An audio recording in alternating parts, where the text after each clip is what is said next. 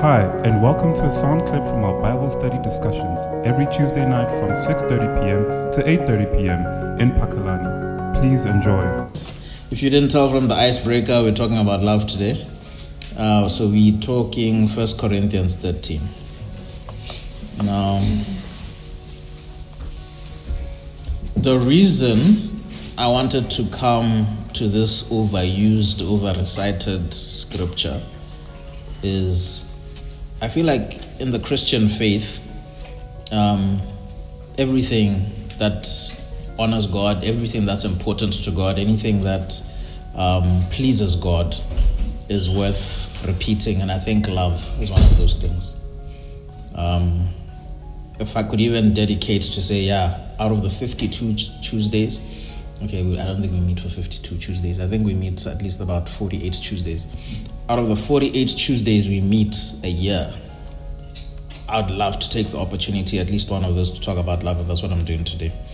So, 1 Corinthians 13. Now, what I love about this scripture as well is it preaches itself. Have you ever seen a scripture that doesn't actually need you to add anything else? A passage of scripture, like it's so packed that what I'm going to do, I'm just going to read it, the whole scripture. It's only 13 verses. And then we're going to unpack it. All right. So 1 Corinthians 13, from verse 1 to 13.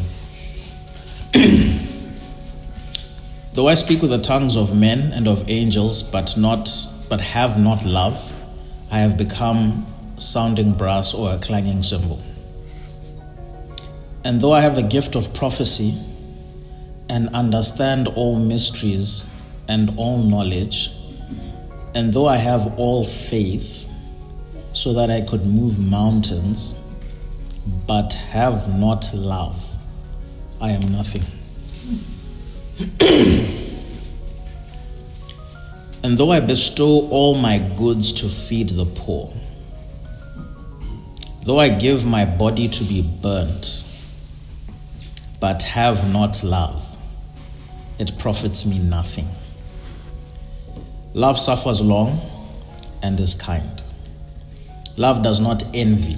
Love does not parade itself, is not puffed up, does not behave rudely, does not seek its own, is not provoked, thinks no evil, does not rejoice in iniquity, but rejoices in the truth. Bears all things, believes all things, hopes all things, endures all things. Love never fails. But whether there are prophecies, they will fail. Whether there are tongues, they will cease. Whether there is knowledge, it will vanish away. For we know in part and we prophesy in part, but when that which is perfect has come, then that which is in part will be done away. When I was a child, I spoke as a child, I understood as a child, I thought as a child, but when I became a man, I put away childish things. For now, we see in a mirror dimly, but then face to face. Now I know in part, but then I shall know just as I also am. And now abide faith, hope, love, these three. But the greatest of these is love. So as you can see, our whole passage of scripture, a whole chapter is dedicated to love. 13 verses here. And that's basically what I want us to discuss today. Let's discuss it. Take apart what you want to take apart. But something that I'm finding interesting is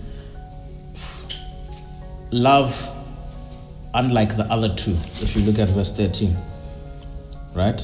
Faith, hope, and love. Love, fortunately or unfortunately, I don't know how you're going to look at it,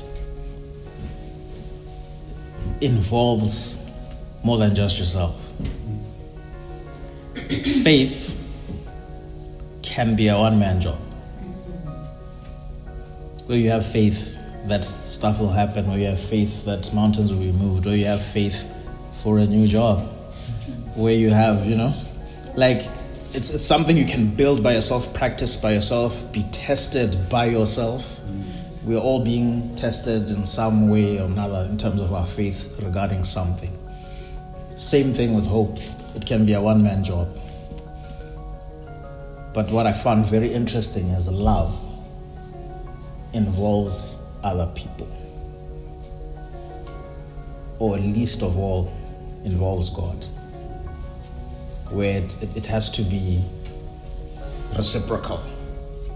He is showing you love. How are you loving him?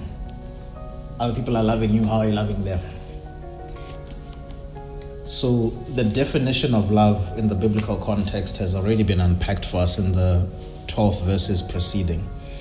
Let's just unpack love and see what it means, because clearly it honors God. Clearly it's important to God. Clearly it's the currency in which I would like to say heaven operates. Don't quote me. Don't quote me. I may not survive a test for that statement. But you hear the heart of what I'm saying. Let's talk about love. Let's talk about what it really means, how it's applied. Let's talk about a cultural context. Let's talk about the facets of it that makes it complicated. Because it's important to God that we love. Not just ourselves, love God, love people. So yeah, the floor is open. Thank you for taking your time to listen in. Feel free to add your thoughts in the comment section or join us in person if and when you can. May God bless you.